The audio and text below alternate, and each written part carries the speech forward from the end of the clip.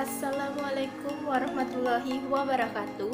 Perkenalkan, nama saya Hardianti Tirolanda, NIM B119314, Fakultas Hukum Prodi Ilmu Hukum Universitas Jambi.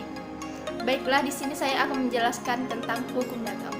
Kita pasti bertanya, apa sih hukum dagang itu? Hukum dagang itu terdiri atas dua kata, yaitu hukum dan dagang. Sedangkan arti hukum adalah aturan-aturan atau batasan-batasan mengenai hak dan kewajiban dalam lingkungan sosial yang bersifat memaksa. Sedangkan dagang adalah suatu pekerjaan tukar benda dengan benda yang lainnya dengan maksud untuk mendapatkan keuntungan. Nah, di sini saya simpulkan, hukum dagang ialah hukum yang mengatur tingkah laku manusia yang turut melakukan perdagangan untuk memperoleh keuntungan, atau hukum yang mengatur hubungan hukum antara manusia dengan badan-badan hukum atau sama lainnya dengan lapangan perdagangan.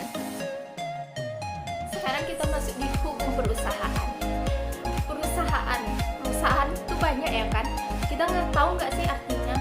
Perusahaan adalah keseluruhan perbuatan yang dilakukan secara tidak terputus-putus dan terang-terangan dalam kedudukan tertentu dan untuk mencari laba untuk diri sendiri.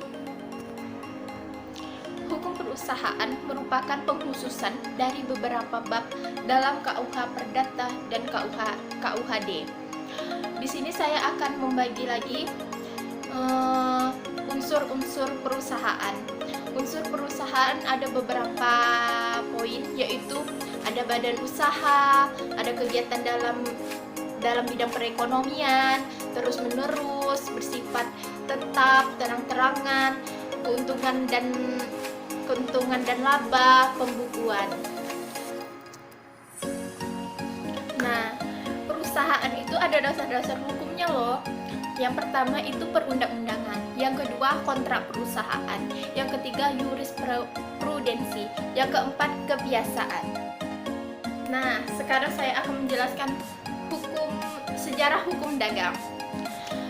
Pertumbuhan hukum dagang pada abad pertengahan tahun 1000 sampai 1500 itu terbagi menjadi satu negara Italia dan Perancis setelah berkembang kota pusat-pusat perdagangan yang saat itu masih menggunakan hukum Romawi sebagai KUH Perdata.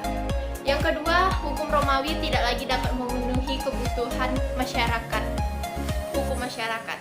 Yang ketiga, akhirnya timbul hukum pedagang. Pasal 2 KUHD, pedagang, mereka yang melakukan perbuatan peniagaan sebagai pekerjaannya setiap hari. Istilah pedagang lebih sempit daripada perusahaan. Yang pertama, perdagangan merupakan salah satu kegiatan perusahaan. Yang kedua, tetapi istilah perusahaan tidak diberikan interpretasi otentik dalam undang-undang. Di sini sumber hukum dagang itu terbagi menjadi dua bagian. Yang hukum tertulis dengan hukum tertulis yang sudah terkodifikasi dengan hukum tertulis yang belum terkodifikasi. Nah, di sini hukum tertulis yang sudah terkodifikasi itu terbagi menjadi KUHD dengan KUH Perdata. Yang belum terkodifikasi itu terbagi menjadi peraturan perdagangan di luar KUHD.